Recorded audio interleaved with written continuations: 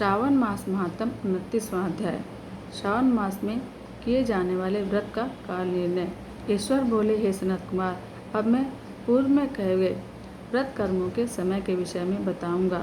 हे महामुने, किस समय कौन सा कृत्य करना चाहिए उसे सुनिए। श्रावण मास में कौन सी तिथि किस विहित काल में ग्रहण के योग्य होती है और उस तिथि में पूजा जागरण आदि से संबंधित मुख्य समय क्या है। उन व्रतों के वर्णन के समय कुछ व्रतों का समय तो पूर्व के अध्याय में बता दिया है। नक्त व्रत का समय ही विशेष रूप से उन व्रतों और कर्मों में उचित बताया गया है। दिन में उपवास करें और रात्रि में भोजन करें, यही प्रधान नियम है। सभी व्रतों का उद्यापन उन व्रतों की तिथियों में होना चाहिए। यदि किसी कारण से उस तिथि में उद्यापन असंभव हो तो पंचाग शुद्ध दिन में एक दिन पहले अधिवासन करके और दूसरे दिन आदरपूर्वक होम आदि कृत्यों को करें। धारण पारण व्रत में तिथि का घटना और बढ़ना कारण नहीं है।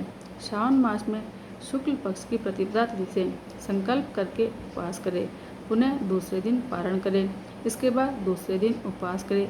इसी क्रम से करते रहें। व्रती को चाहिए कि वह पारण में भविष्यान्न, मूंग, चावल आदि ग्रहण करे। एकादशी तिथि में पारण का दिन हो जाने पर 3 दिन निरंतर उपवास करें। रविवार व्रत में पूजा का समय प्रातःकाल होना चाहिए। सोमवार के व्रत में पूजा का प्रधान समय सायंकाल होता है। मंगल, बुध और गुरु के व्रत में पूजन के लिए मुख्य समय प्रातःकाल है। शुक्रवार के व्रत में पूजन उषा काल से लेकर सूर्योदय के पहले तक पूजाना चाहिए तथा रात्रि में जागरण करना चाहिए। शनिवार के दिन व्रत में नरसिंह का पूजन सायंकाल में करें। शनि के व्रत में शनि के दान के लिए मध्याह्न मुख्य समय कहा गया है। हनुमान जी के पूजन का समय मध्याह्न है। अश्वत्थ का पूजन प्रातःकाल करना चाहिए। हे वत्स, रोटक नामक व्रत में यदि सोमवार युक्त प्रतिपदा तिथि पड़ जाए तो वह प्रतिपदा 3 मुहूर्त से कुछ अधिक होनी चाहिए, अन्यथा पूर्व योगिनी प्रतिपदा ग्रहण करनी चाहिए। औदुम्बरी द्वितीया सायंकाल व्यापनी मानी गई है। यदि दोनों तिथियों में पूर्व वेद हो तो तृतीया संयुक्त द्वितीया ग्रहण करनी चाहिए। स्वर्ण गौरी नामक व्रत की तृतीया तिथि चतुर्थी युक्त होनी चाहिए। गणपति व्रत के लिए तृतीयाविद चतुर्थी तिथि प्रशस्त होती है। नागों के पूजन में षष्ठी युक्त पंचमी प्रशस्त होती है। सुपोदन व्रत में सायंकाल सप्तमी युक्त षष्ठी श्रेष्ठ होती है। शीतला के व्रत में मध्याह्न व्यापनी सप्तमी ग्रहण करनी चाहिए। देवी के पवित्रारोपण व्रत में रात्रि व्यापनी अष्टमी तिथि ग्रहण करनी चाहिए। नक्त व्यापनी कुमारी नवमी प्रशस्त मानी जाती है। इसी प्रकार आशा नामक जो 10वीं तिथि है वह भी नक्त व्यापनी होनी चाहिए। विद एकादशी का त्याग करना चाहिए। हे मुने, उसमें वेद के विषय में सुनिए। एकादशी व्रत के लिए अरुणोदय में 10वीं का वेद वैष्णवों के लिए और सूर्योदय में 10वीं का वेद स्मार्तों के लिए नित्य होता है। रात्रि के अंतिम प्रहर का आधा भाग अरुणोदय होता है। इसी रीति से जो द्वादशी हो वह पवित्रारोपण में ग्राह्य है। कामदेव के व्रत में त्रयोदशी तिथि रात्रि व्यापनी होनी चाहिए। उसमें भी द्वितीय याम व्यापनी त्रयोदशी हो तो वह अति प्रशस्त होती है। शिवजी के पवित्रारोपण व्रत में रात्रि व्यापनी चतुर्दशी होनी चाहिए। उसमें जो चतुर्दशी अर्धरात्रि व्यापनी होती है वह अतिश्रेष्ठ होती है। उपाक्रम और उत्सर्जन कृत्य के लिए पूर्णिमा तिथि अथवा श्रवण नक्षत्र होना चाहिए।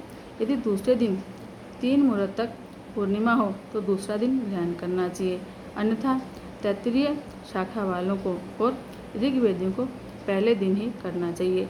तैत्तिरीय यजुर्वेदियों को 3 मुहूर्त पहले दूसरे दिन पूर्णिमा में स्वर्ण नक्षत्र हो तब भी पूर्व दिन दोनों कार्य करने चाहिए।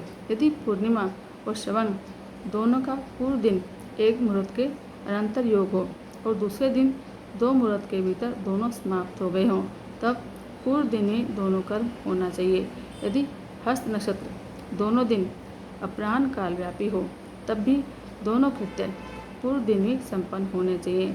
श्रवण अक्रम में उपाक्रम प्रयोग के अंत में दीपक का काल माना गया है और सर्व बलि के लिए भी वही काल बताया गया है। पर्व के दिन में अथवा रात्रि में अपने अपने गुह्य सूत्र के अनुसार जब भी इच्छा हो इसे करना चाहिए। इस दीपदान और सर्व बलिदान कर्म में अस्तकाल व्यापिनी पूर्णिमा प्रशस्त है। हैग्रीव के उत्सव में मध्याह्न व्यापिनी पूर्णिमा प्रशस्त होती है। रक्षाबंधन कर्म में अपराह्न व्यापिनी पूर्णिमा होनी चाहिए। इस प्रकार संकट चतुर्थी चंद्रोदय व्यापिनी ग्राह्य होनी चाहिए। यदि चंद्रोदय व्यापिनी चतुर्थी दोनों दिनों में ही हो अथवा दोनों दिनों में न हो तो भी चतुर्थी व्रत पूर्व दिन में करना चाहिए, क्योंकि तृतीया में चतुर्थी महान पुण्य देने वाली होती है। अतः हे वत्स, व्रतियों को चाहिए कि गणेश जी को प्रसन्न करने वाले इस व्रत को करें। गणेश चतुर्थी, गौरी चतुर्थी और बहुला चतुर्थी, इन चतुर्थियों के अतिरिक्त अन्य सभी चतुर्थियों के पूजन के बाद पंचमी विद्या कही गई है। कृष्ण जन्माष्टमी तिथि निश्चित व्यापिनी ग्रहण करनी चाहिए। निर्णय में सर्वत्र तिथि 6 प्रकार की मानी जाती है। दोनों दिन पूर्ण व्याप्ति, दोनों दिन केवल अव्याप्ति, अंश से दोनों दिन समव्याप्ति, अंश से दोनों दिन विषम व्याप्ति, पूर्व दिन संपूर्ण व्याप्ति और दूसरे दिन केवल आंशिक व्याप्ति, पूर्व दिन आंशिक व्याप्ति और दूसरे दिन अव्याप्ति। इन पक्षों में 3 पक्षों में जिस प्रकार संदेह नहीं है उसे अब सुनिए। विषम व्याप्ति में अंश व्याप्ति से अधिक व्याप्ति उत्तम होती है। एक दिन तिथि पूर्णा है, वही तिथि दूसरे दिन अपूर्ण कही जाती है। अव्याप्ति और अंश में व्याप्ति, इसमें अंश व्याप्ति उत्तम होती है और जब अंश व्याप्ति पूर्ण हो तथा जब अंश से सम हो वहाँ संदेह होता है और उसके निर्णय में भेद होता है। वहीं युग्म वाक्य से, वार और नक्षत्र के योग से, कहीं प्रधान द्वय योग से और कहीं पारना योग से जन्माष्टमी व्रत में संदेह होने पर तीनों पक्षों में पराग्राह्य होती है। यदि अष्टमी 3 पहर के भीतर ही समाप्त हो गई हो तो अष्टमी के अंत में पारण हो जाना चाहिए और उसके बाद यदि अष्टमी उषा काल में समाप्त होती हो तो पारण उसी दिन करना चाहिए, उसी समय करना चाहिए। पिठोर नामक व्रत में मध्याह्न व्यापिनी अमावस्या शुभ होती है और बैलों के पूजन में सायंकाल व्यापिनी अमावस्या शुभ होती है। कुशों के संचय में संभव काल होता है। यह दिन के 5 भागों से दूसरा भाग होता है। व्यापिनी अमावस्या शुभ कही गई है। सूर्य के कर्क संकरण में 30 घड़ी पूर्व का काल पुण्य में मानते हैं। अगस्त्य के अर्ध का काल तो व्रत वर्णन में ही कह दिया गया है। हे वत्स, मैंने आपसे यह कर्मों के काल का निर्णय कह दिया। जो मनुष्य इस अध्याय को सुनता है अथवा इसका पाठ करता है वह श्रावण मास में किए गए सभी व्रतों का फल प्राप्त करता है। इति श्री श्रावण मास के अंतर्गत 29वां अध्याय संपूर्ण। हर हर महादेव।